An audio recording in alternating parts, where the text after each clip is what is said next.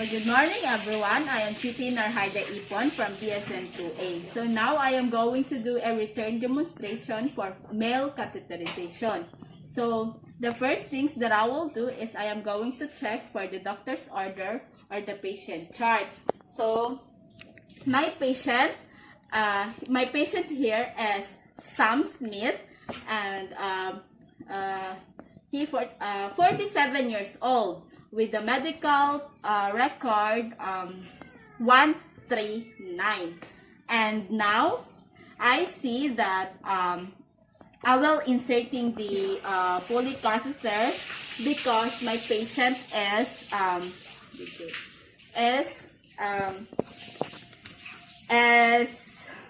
void 6 hours post-op. So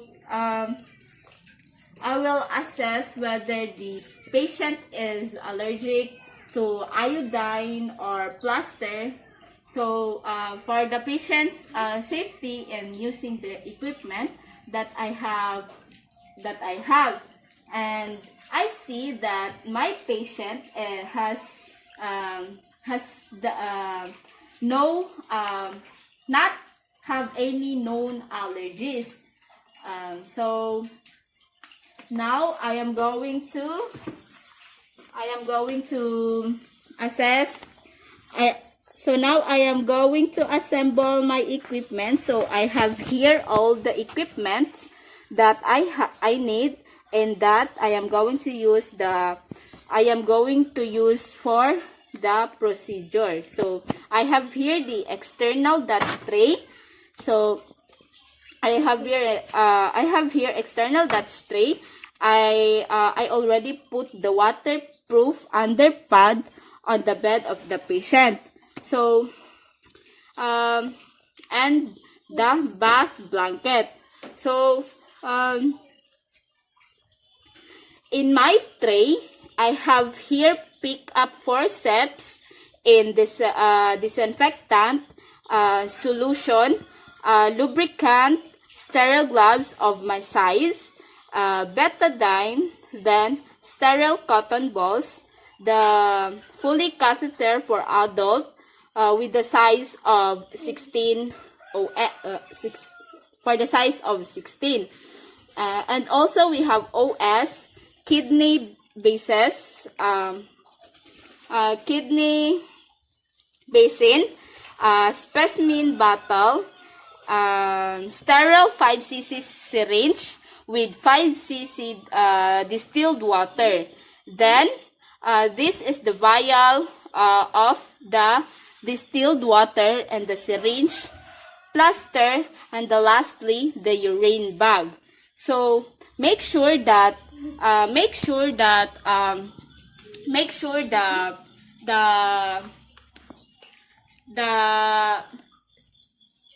the expiration date of the equipment is checking. So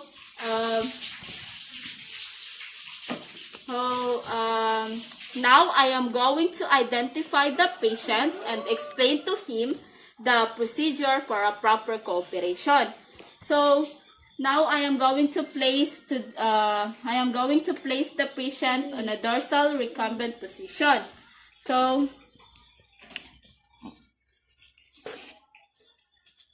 sir, I am going to assess to position your. Okay, so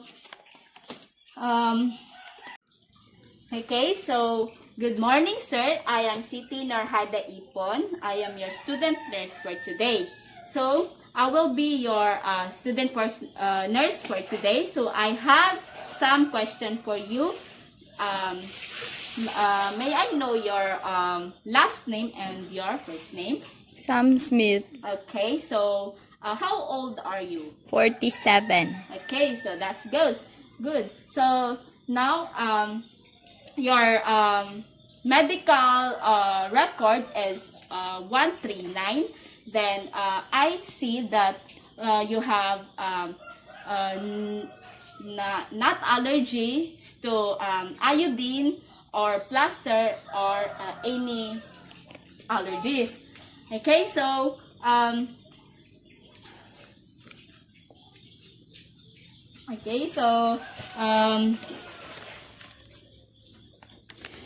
so so when was have an or okay, sir. So when was have an order to urinary Okay, so sir, I have an order for urinary catheterization, um, and that means that I'm gonna be inserting a tube inside your urethra. Then and it's gonna be setting in your bladder um, and will help drain any urine that you have there. Okay, so the procedure will just take a couple of minutes, and you might feel a little bit of pressure. So but I'm gonna walk you through all the steps, and I'm gonna have you take a couple of deep breaths right before insertion, and that will help any pressure that you feel. Okay. Okay. Okay, so do you have any question for me, sir? None. All right. So okay, so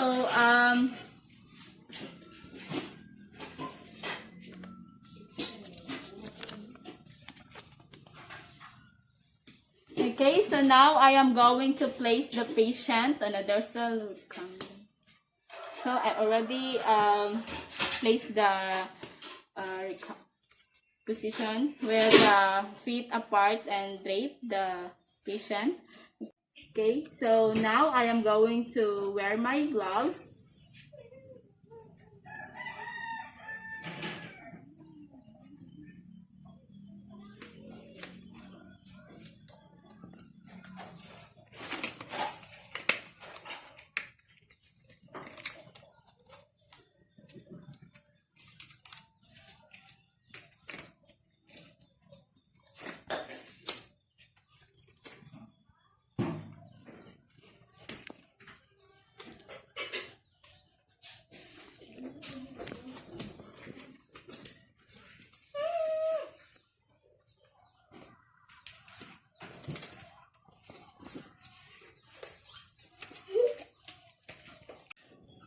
So now I am going to cleansing the area to minimize the spread of infection.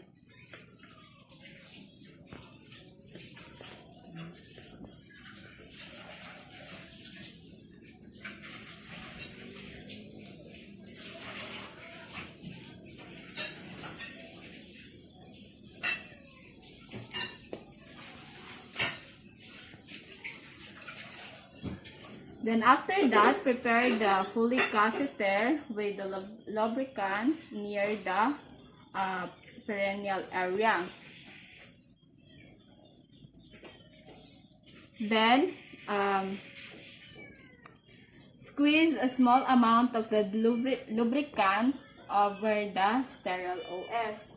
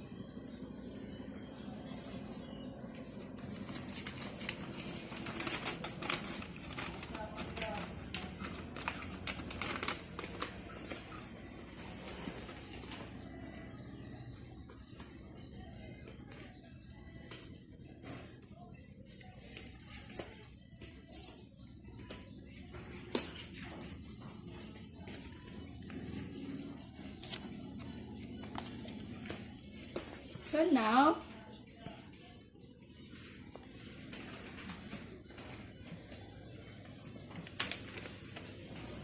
now, I am going to get the two cotton balls with betadine from the jar and place it on the sterile field.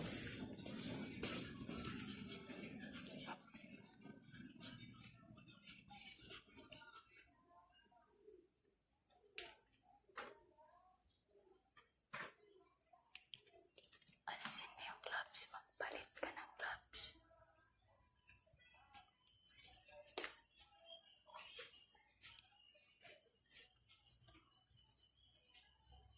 So now I am going to remove my gloves.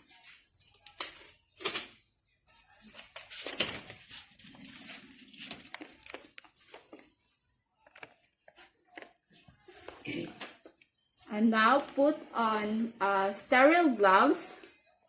Put on sterile gloves and place the fenestrated drape over the area, exposing the penis to provide a sterile field.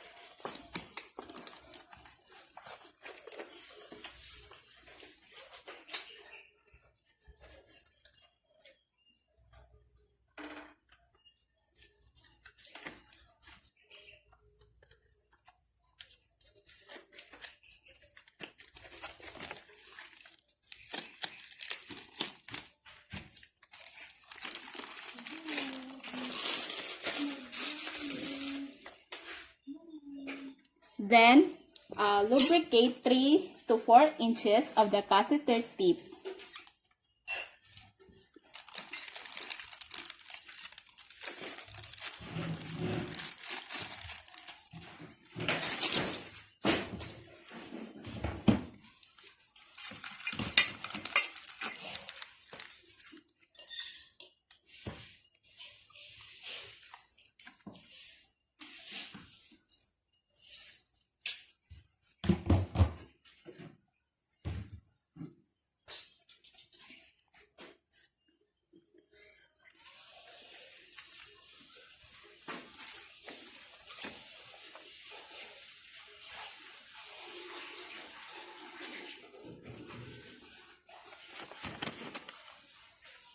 Lubrication facilitates the insertion of the catheter and reduces the trauma to the tissues.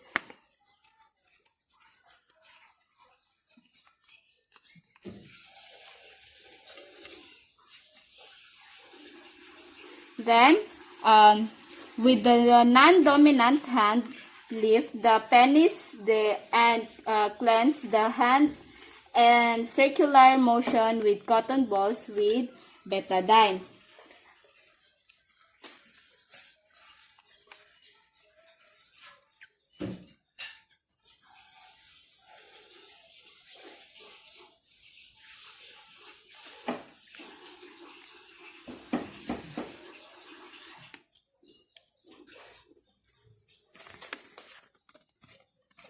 So with the hand still holding the shaft of penis,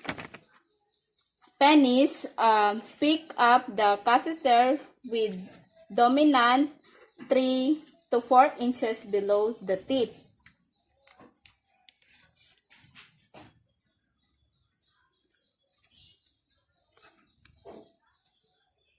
Okay, so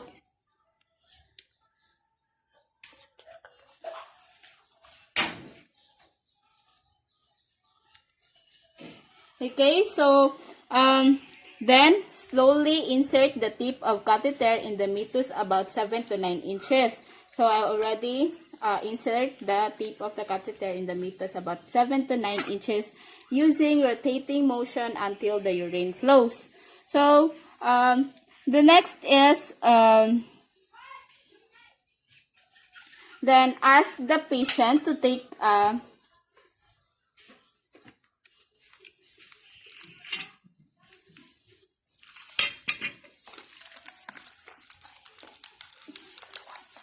so now I am going to insert the water.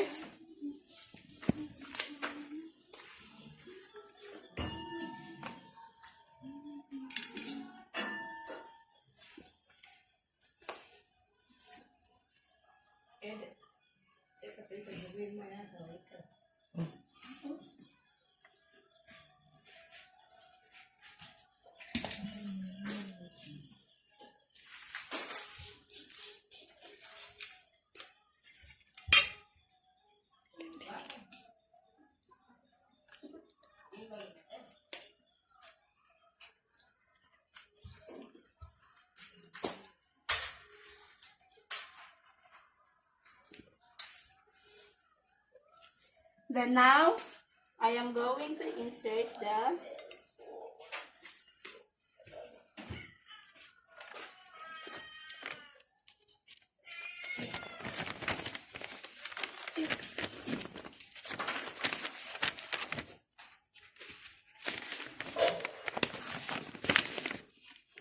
Then, now I am going to place the urinary bag under the patient's bed, but then I am going to make sure that I can observe it better.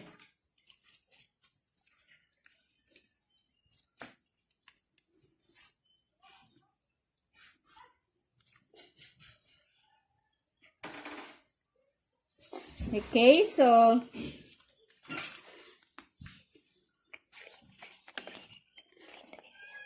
now I am going to clean the area.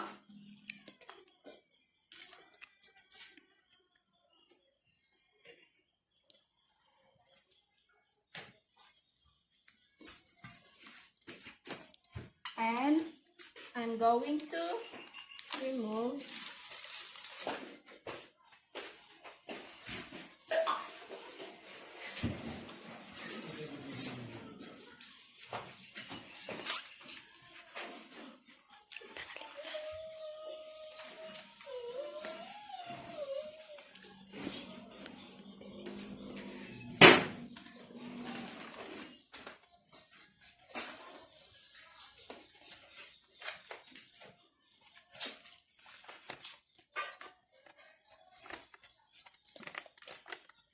Then now I am going to remove my gloves and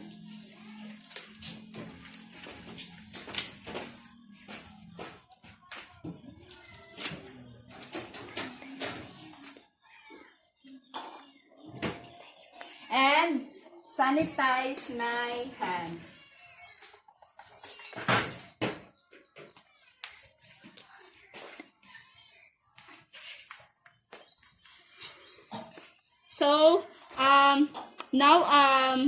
So now I am going to thank my patient to the very good cooperation. So thank you, Mr. Sam Smith, for the good cooperation to me.